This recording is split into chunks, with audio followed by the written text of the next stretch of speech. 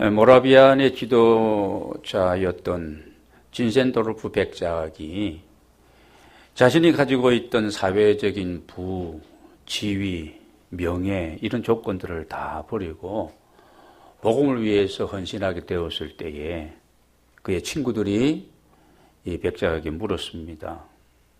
도대체 자네의 야망은 무엇인가? 이 진센도르프 백작은 친구들에게 이렇게 대답을 했습니다. 예수 그리스도 그분뿐, 오직 그분뿐이라네. 오직 주님 한 분뿐이라네. 그런 얘기를 했습니다. 에콰도르 강가에서 젊은 피를 뿌렸던 선교사 엘리우스는 이렇게 간증합니다. 내가 진짜 붙들고 있을 수 없는 거 어차피 놓아버릴 수밖에 없는 것을 붙들려고 애쓰는 것보다 어리석은 사람이 어디 있는가? 여러분, 그것이 무엇이겠습니까?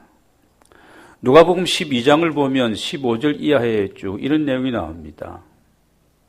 삼가 모든 탐심을 물치라. 사람의 생명이 그 소유에 넉넉한 데 있지 아니하니라.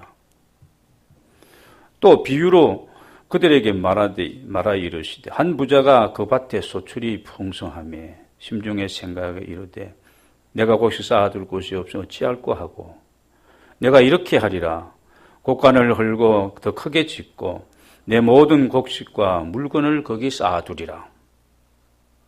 또 내가 내 영혼에게 이르되 영혼아 열에 쓸 물건을 많이 쌓아두었으니 편안히 쉬고 먹고 마시고 즐거워하자 하리니 하나님이 이르시되 여기입니다. 어리석은 자여 오늘 밤에 내 영혼을 도로 찾으리니 그러면 내 준비한 것이 누구의 것이 되겠느냐 하셨으니 자기를 위하여 재물을 쌓아두고 하나님께 대하여 부요하지 못한 자가 이와 같으니라. 그래서 왜 이 부자가 어리석다는 그런 얘기를 들었느냐. 60만을 생각했지. 세상에 먹고 마시고 쓸 것만을 더 많이 더 채우고 이런 욕심만 가득했지. 영혼의 문제를 대비하지 못했고 생각하지 않았던 것. 그래서 이 부자가 어리석은 부자입니다. 여러분, 우리가 놓아버릴 수밖에 없는 것들을 우리가 지금 붙들고 있는 것이 무엇이겠습니까? 그것이 돈이든지 재물이든지 아니면 우리의 자녀이든지. 자녀도 그렇습니다. 내가 품 안에 있을 때 내 자녀지. 여러분 머리 다 크고 나면 너무 자녀에게 그렇게 집착하고 매어 달리고 그럴 필요가 없는 거예요. 그것도 너무 집착하면 뭘까요? 병입니다. 병. 그냥 위에서 기도해주고 또 이렇게 조언해주고 이런 거죠. 가이드하고 코치하고 이런 역할 정도입니다. 내가 무슨 자리를 꿰찼다. 그것이 명예든지 권력이든지 내가 그것에 집착하고 있다면 어차피 붙들고 있을 수도 없는 거, 놓아버려야 될 것들을 그렇게 붙들고 애쓰고 있다면, 그렇게 살아간다면 여러분, 저와 여러분의 삶도 무슨 삶이라는 겁니까? 어리석은 삶이라는 것입니다. 자, 엘리우스는요, 그러면서 절대로 잃어버리지 말아야 할 것. 여러분, 절대로 잃어버리지 말아야 할 것이 무엇입니까? 오직 예수 그리스도, 그분입니다. 그 영원한 것을 얻기 위해서, 그 영원한 것이 무엇입니까? 영생이죠. 생명을 버린 것은 그 영원한 것을 얻기 위해서, 절대로 잃어버리지 말아야 할 것, 그 영원한 것을 얻기 위해서 생명을 버린 것은 결코 어리석은 사람이 아니다. 그런 말을 했습니다. 같은 누가복음 16장에 보면 19절 이하에 이런 말씀이 나옵니다. 한 부자가 있어 자색 옷과 고운 베옷을 입고 날마다 호화롭게 즐기더라. 자색 옷이라는 것은 컬러풀한 옷을 입고 고운 베옷을 좀 실크로 걸치고 날마다 호화롭게 먹고 마시고 즐기면서 살았습니다. 하고 싶은 거 다 하면서 살았습니다. 그 사람도 부유했기 때문에. 그런데 나사로는 거지예요. 헌데를 앓고 있었습니다. 부잣집 대문 앞에서 그냥 버려진 채 무관심, 사람들의 무관심 속에서 살아가는 나사로. 부자의 상에서 떨어지는 음식을 먹어가며 헌데를 앓았기 때문에 개들이 와서 그냥 이렇게 헌데를 핥을 정도로 둘 다 죽었죠. 어차피 우리는 가는 인생이 아닙니까? 그런데 이 나사로는 비록 세상에서는 아무도 돌보지 않는 무관심 속에서 살아가던 그런 불쌍한 사람이었지만 그에게는 뭐가 영혼이, 영생이, 생명이 그에게 있었던 것이죠. 믿음이 있었습니다. 오직 믿음으로 그에게 은혜가 있었습니다. 그는 천국에 갔고 거지만 천국에 가고 부자는 무조건 지옥 간다는 얘기가 아닙니다. 잘못 들으면 큰일 나는 겁니다. 그런 얘기가 아니에요. 그러나 이 부자는 영혼에 대해서, 영생에 대해서, 하나님에 대해서 전혀 관심이 없었습니다. 이 세상에서 다 살아가면서 우리가 한평생을 이렇게 지나게 됩니다만은 이 부자는 영이 어땠다는 겁니까? 죽어 있었다는 거죠. 비록 나사로는 가난했고 불쌍한 인생을 살아가지만 그 영이 살아있고 깨어 있었다는 말씀입니다. 여러분, 세상이 많이 변했고 또 계속해서 변해가고 있는 이런 시대를 우리가 살아가고 있습니다. 많은 사람들이 육신적이고 세상적인 것에 목을 메고 살아가고 있지 않습니까? 그러다 보니까 너무 한쪽에 많이 집중하면 너무 세상적으로 육신적으로 정욕적으로 치우치면 영적인 진리에 대해서 관심을 갖지는 못하는 거죠. 우리 현대인들이 그렇다고 할 수 없겠습니다. 여러분, 현대인만 그런 것이 아니라 지금으로부터 2000년 전에도 예수님 당시에도 예수님을 따랐던 그 많은 사람들도 특히 예수님의 제자들마저도 예수님 영적인 교훈의 말씀을 하시니까 이해가 안 된다는 겁니다. 이해가 안 되고 어렵다고 하면서 주님을 떠나가는 모습을 우리가 본문에서 보게 되었습니다. 여러분, 예수님이 어렵게 말씀하시는 분이 아니잖아요. 아주 쉽게 비유를 들어가면서 이렇게 진리를 설파하셨던 예수님이신데, 여러분 60절을 보겠습니다. 같이 읽겠습니다. 제자 중 여럿이 듣고 말하되 이 말씀은 어렵도다. 누가 들을 수 있느냐 한데, 여기 어렵다는 이 말은 스클레로스라는 이런 단어인데요. 지금 말씀하는 내용이 불분명하고 이해하기가 어렵다는 그런 의미가 아닙니다. 횡설수설을 한다든지 아니면 너무 철학적으로 어렵게 얘기해서 이해가 되지 않는다, 그래서 어렵다는 그런 뜻이 아니라는 말씀입니다. 거칠고 껄껄한 그런 말로서 듣기 싫고 불쾌하다는 그런 얘기입니다. 그러니까 이 지금 제자들과 따랐던 이 무리들은 자신들이 기대하고 예수님께 나아갔던 그 어떤 목적, 우리가 어디에 가서 누구를 만나면 목적이 있을 거 아니에요. 내가 뭔가 지금 기대할 것이 있는 겁니다. 그러니까 본인들의 기대와 본인들의 어떤 목적과는 상관없는 그런 예수님이 하시는 교훈의 말씀을 들었을 때에 자신들과 너무 거리가 멀다는 얘기입니다. 그래서 어렵다는 겁니다. 지금 예수님께 나와왔던 이 청중들은 자신들이 가지고 세상적이고 육신적인 요구사항을 지금 가지고 나왔는데 이런 문제를 좀 시원하게 좀 해결해주고 풀어줄 줄 알았는데 앞에 6장에 가서 보면 오병이어를 가지고 보르도 5개와 물고기 2마리로서 그냥 그 5천 명을 먹이고 12광주로 남는 기적을 베푸신 주님이 있으니까 무슨 문제를 가지고 와도 주님 앞에 다 내 지금 현재의 관심사, 이 현실적인 문제들이 해결될 줄 알고 그런 목적을 가지고 그런 이유를 가지고 주님께 나가면 자꾸 주님이 내 살을 먹어야 된다, 내 피를 마셔야 된다, 뭐 이런 얘기고 내가 하늘에 내려온 생명의 떡이다 말씀하고 있으니까 영적인 얘기를 하고 있으니까 예수님 안에 거하고 그런 얘기잖아요. 그러니까 지금 어렵다는 얘기입니다. 그래서 실망해서 예수님을 떠나고 있는 이런 무리들을 보게 되었습니다. 관심 분야가 달랐다는 그런 이유입니다.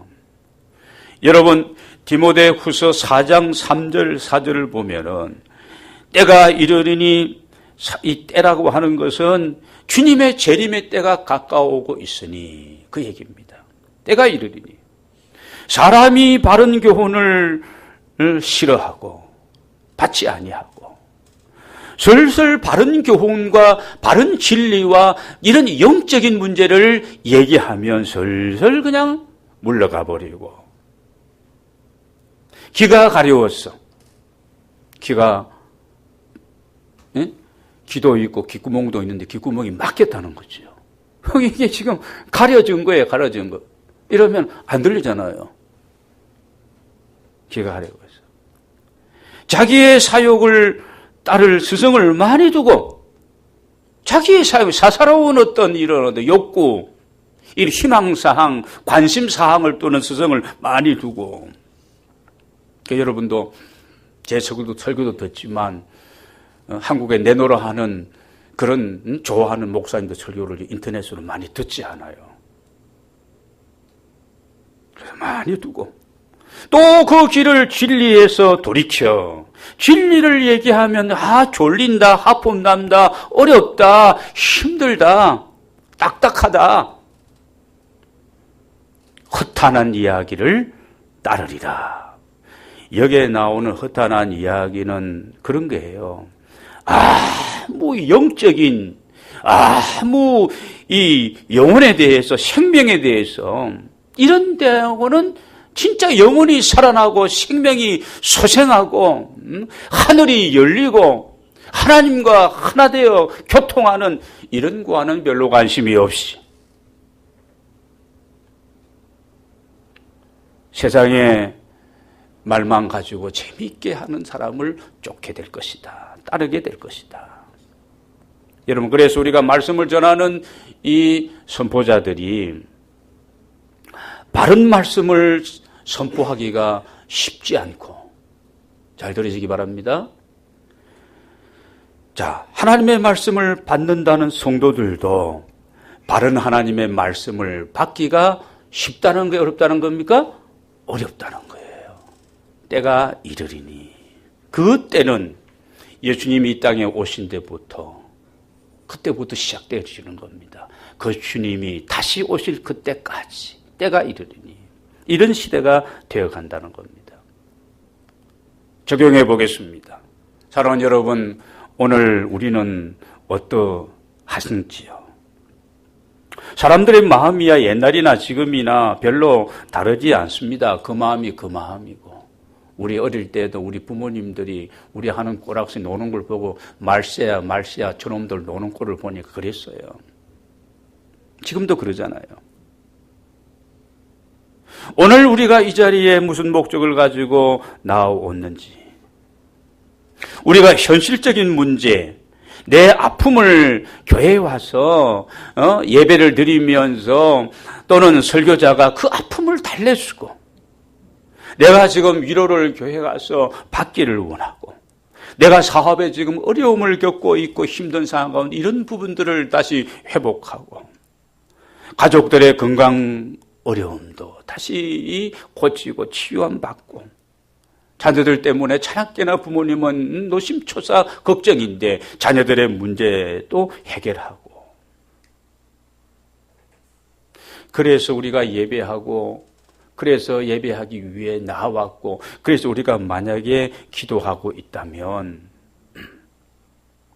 그런데 바로 시원하게 우리의 문제를 해결해 주지도 않고 응답도 주지도 않고 현실적인 것과는 별로 관계없이 보이는 하늘의 얘기만 하고 영적인 얘기만 하면 별로 예배가, 설교가 마음에 들지 않는다는 겁니다. 이게 지금 현대 상황이에요. 그래서 많은 사람들이 교회를 찾았다가 오히려 실망하고 관심거리가 다르니까 그래서 불평하면서 교회를 떠나버리는 경우가 많은 겁니다. 여러분, 교회는 땅의 문제를 해결하는 곳이 아닙니다. 육신의 문제만을 해결하기 위한 것이 교회가 아니에요. 여기에 대한 어떤 해답을 가르치는 것이 아니라는 겁니다. 교회는 학교가 아닙니다. 윤리 강연장이 아닙니다. 세상의 어떤 지식을 가르치는 곳이 아니라 오직 하나님의 말씀, 영적인 승리의 삶을 가르치고 배우고 따르는 것이 바로 교회인 줄로 믿으시기를 바랍니다. 그러므로 우리가 바른 신앙을 갖고 정말 성숙한 신앙의 인격자가 되어진다면 우리가 원하고 있었던 그런 현실적인 문제들은 자연스럽게 해결하게 될 줄로 믿습니다. 성경적인 원리를 붙들고 하나님 앞에 영혼이 잘 되고 그 다음에 범사가 형통하고 영육간의 회복되고 강건한 은혜가 넘치게 될 줄로 믿습니다. 여러분, 교회는 영적인 진리와 생명을 살리는 곳이 바로 교회입니다. 영적인 회복이 우리 안에 일어나야 되고요. 우리의 관심이 이런 어떤 우리의 삶에 이런 많은 문제들보다도 먼저 우리의 관심이 영적인 부분에 꽂혀야 할 것입니다. 하나님이 어떤 분이시고 예수 그리스도가 누구이신지 우리가 바로 알고 바로 믿고 바로 우리가 그분 앞에서 살아가야 할 줄로 믿습니다. 교회는 이렇게 영적으로 변화된 사람들을 만드는 곳이 교회지, 교회가 지식적으로 머리만 크게 하는 것이 교회가 아니에요.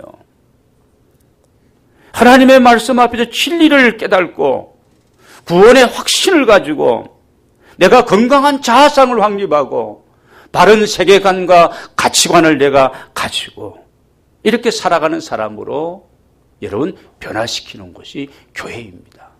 교회 학교 교육도 그런 거 안 되면, 그런 목적이 안 되면 가장 변하지 않는 것이 사람이지만, 우리들이지만, 그러나 주님이 우리에게 주신 기회가 주어지는 대로 이런 목적을 가지고 우리가 가르치고 권면하고 우리가 하나님 안에서 교회 생활을 해야 되는 겁니다. 그래서 우리가 교회를 용광로로 비유합니다. 용광로로. 아무 쓸모없는 그런 쇳덩이를 여러분 용광로 속에 집어넣으면 뜨거운 불로, 그게 교회로 말하면 성령의 불이에요. 성령의 불세례로 물과 불로 너희가 세례를 받아야 돼. 성령의 불로 우리가 우리의 심령과 우리의 모든 것이 다 변화되면서 하나님의 말씀의 방망이로 여러분 용광로에 집어넣어서 그 쇠가 녹아지면 불순물이 다 빠져나가고 순수한 그런 쇠덩이가 되었어. 검덩이가 되었어. 원하는 대로 그 모양을 만들고 두드리고 이렇게 해서 진리의 말씀의 방망이로 우리가 새로워졌어 말입니다. 하나님이 원하시는 하나님의 사람으로, 영적인 사람으로 우리가 거듭나게 하는 것이 바로 교회입니다. 여러분 이런 부분에 집중하게 되시기를 바랍니다. 완전히 변화되는 거죠. 옛 사람은 옛 생활과 습관과 모든 것은 다 벗어버리고 옛 사람은 죽어버리고 예수님의 십자가와 함께 세례를 받음으로 죽어버리고 내 안에 누가 그분이 살아나는 겁니다. 예수 닮은 하나님의 사람으로 내가 변화되어지는 거예요. 여러분, 이런 부분에 나는 어떠한가? 나의 관심사는 무엇이고 나의 영적인 상태는 어떤 것인가를 여러분이 한번 정리해 보시는 시간이 되어지시기를 바랍니다. 그래서 오늘 예수님은 63절을 보겠습니다. 63절 같이 읽겠습니다. 살리는 것은 영이니 육은 무익하니라. 내가 너희에게 이런 말은 영이요 생명이라. 예수님께서 살리는 것은 영이다. 영적으로 살아있는 사람, 영이 건강한 사람이 여러분 아름답고 성공적인 행복한 삶을 살아갈 수 있는 겁니다. 육은 무익하다 말씀하고 무슨 말씀입니까? 육신적으로 다 모든 것들이 내게 채워져 있다 하더라도 영이 죽어 있으면 어리석은 사람이 어리석은 삶이라는 거죠. 아까 누가복음에서 내가 두 어리석은 사람을 소개하지 않았습니까? 내가 영에 속한 사람인지 내 영이, 내 생명이 내 안에 살아있는지, 내가 영적으로 파산하면 큰일입니다. 걷잡을 수 없는 겁니다. 영적인 영역이 무너지면 혼적인 정신적인 영역도 무너지고, 그러면 육체의 영역도 무너지게 되는 거예요. 영이 살아야 육이 살고 영혼이 살 수 있는 겁니다. 영이 죽으면 육도 죽고 영혼이 죽을 수밖에 없는 것이, 이게 인간이 그렇게 지음을 받은 존재입니다. 우리는 육신적인 어떤 육적인 일에만 그동안 신경을 많이 쓰고 우리가 지내왔습니다. 쓸데없는데 우리가 너무 관심을 많이 쏟고, 백도 아닌 것 가지고 우리가 싸우고 그런 거예요. 하나님의 말씀 앞 성령 앞에서 우리가 새로워져야 할 줄로 믿습니다. 세상 것에 취하지 말고 오직 성령의 충만함을 받으라. 에베소서 5장에서 말씀하고 있습니다. 성령 충만한 하나님의 사람들은 관계성이 회복되어지는 겁니다. 그 다음에 나오는 말씀이 무엇입니까? 아내들아, 내 남편에게, 남편들아 내 아내에게, 자녀들아 내 부모에게, 부모들아 내 자녀에게, 종들아 상전에게, 상전들아 종에게 관계성이 회복되어지는 겁니다. 사랑하라는 것입니다. 여러분, 오늘 이런 변화가 우리 모두 안에 있어야 할 줄로 믿습니다. 예수님께 모였던 그들은, 심지어 제자들도 그랬습니다. 현실적인 것만을 보고 자신들의 욕구만을 채우려고 원했기 때문에 저들은 주님이 강조하셨던 영적인 것에 별로 관심이 없었습니다. 특별히 가룟 유다 같은 경우도 예수님이 몇 번 여기서 지적하고 있지 않습니까? 믿지를 않은 겁니다. 제자의 반열에, 12제자의 반열에 서 있었습니다만은, 중요한 직책도 가지고 있었습니다만은, 그러나 그에게는 영적인 부분의 관심과 영이 죽어 있는 상태에 있었습니다. 66절을 보겠습니다. 66절, 67절 같이 읽겠습니다. 그때부터 그의 제자 중에서 많은 사람이 떠나가고 다시 그와 함께 다니지 아니하더라. 예수께서 12제자에게 이르시되 너희도 가려느냐. 그동안 많은 제자들이 따라다녔지만 이 영적인 부분의 말씀은 어렵다, 힘들다, 우리의 관심사하고는 다르다. 그래서 많은 사람들이 예수님을 떠나버리고 회당에서 지금 가르치고 있는데 회당 안이 썰렁한 가운데 있었습니다. 남은 12제자를 향하여서 얘들아 너희도 가려느냐, 너희도 갈래? 그런 뜻입니다. 여러분, 오늘 우리에게 주시는 말씀입니다. 요즘 편안하게 예수 믿고 그냥 신사적으로 부담 없이 교회 생활을 해야지, 대충 열심히 그냥 믿어야지.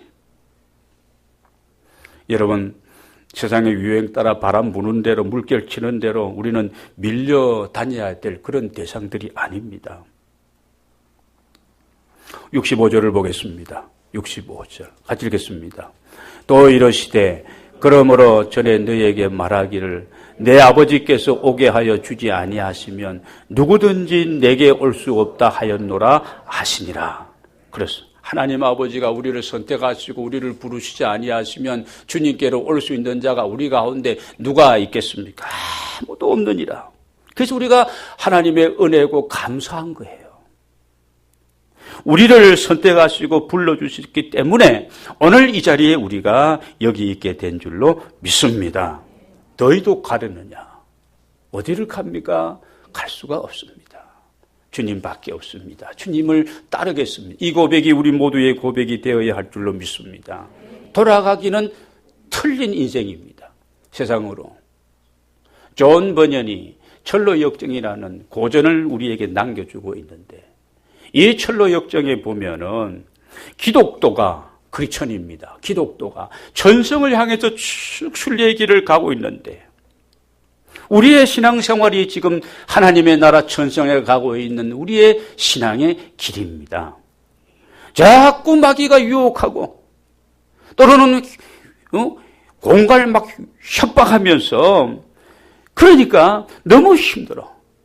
이 코스를 지나오면 또 저런 코스가 있고 그래서 이 기독도가 너무 힘들어서 돌아가면 좋겠다고 생각하고 돌아가려고 하는데 자기가 지금 입고 있는 갑옷이 있거든요. 갑옷을 생각해 보니까 정신이 바짝 드는 겁니다. 자기가 입고 있는 갑옷에는 앞에 지금 갑옷이 다 있고 방패도 있고 칼도 있고 구원의 투구도 있고 의의 흉배도 붙이고 다 있는데 뭐가 없을까요? 등을 보호하는 그런 것이 없는 겁니다. 만약에 돌았으면 어떻게 하겠어요? 마귀가 등이 비어 있으니까 창을 던지겠죠. 창을 던지겠죠. 그래서 앞으로 계속 싸워 나아가서 승리했다는, 천국에 이르게 되었다는 그 얘기가 철로 역정의 얘기입니다. 한번 읽어보시기 바랍니다. 여러분, 우리는 천성을 향해 나아가는 순례자들이고 우리는 기독도들입니다. 우리는 계속 앞으로 전진하면서 우리가 영적으로 싸우고 다시 우리가 힘을 얻고 물러섬이 없이 돌아섬이 없이 좌우로 치움침이 없이 여러분 도전하는 삶이 되어지시기를 바랍니다. 앞으로 살아가시면서 시험 당할 때 좌절하게 될 때 이 사실을 기억하고 여러분 너희도 가려느냐? 그때 베드로가 이렇게 대답합니다. 68절을 보겠습니다. 같이 한번 큰 소리를 읽겠습니다. 68절 시작. 시몬 베드로가 대답하되 주여 영생의 말씀이 주께 있사오니 우리가 누구에게로 가오리까? 멋집니다. 가긴 어디로 갑니까? 안 갑니다. 주여 영생의 말씀이 여기 있는데 우리가 누구에게로 어디로 가오리까? 69절입니다. 같이 고백합니다. 69절입니다. 우리가 주는 하나님의 거룩하신 자이신 줄 믿고 알았사옵나이다. 당신은 우리의 주인이시고 거룩한 하나님이심을 우리가 믿고 알았습니다. 여러분, 주님이 누구이신지 우리가 잘 알고 그리고 믿고 우리가 따라야 됩니다. 바로 알아야만 이해할 수가 있고 그래야만이 그분과 함께 우리가 동행할 수가 있는 겁니다. 이 아름다운 고백, 68절과 69절의 고백이 우리 모두의 여러분의 개인적인 고백이 되어지시고 우리 공동체의 고백이 되어야 할 줄로 믿습니다. 우리가 신앙생활을 하면서 우리 개개인의 이 신앙의 칼라도 중요하지만 공동체가 추구하는 이런 어떤 같은 고백, 같은 신앙의 칼라는 굉장히 더 중요할 것입니다.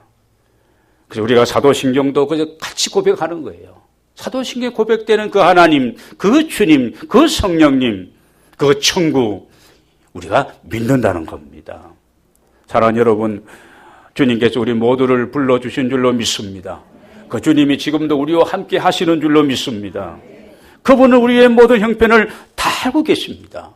내가 그 주님과 함께 동행하는 삶을 살아가야 할 줄로 믿습니다. 뒤로 돌아서지 말고 물러서지도 말고 말입니다. 현재에 머무르지도 말고 계속해서 여러분 나아가고 전진하고 하나님 안에서 여러분이 가야 될 그 길, 여러분이 감당해야 될 그 사명, 각자에게 주어진 하나님의 부르심에 따른 여러분의 삶을 계속 여러분 행하게 되시기를 바랍니다.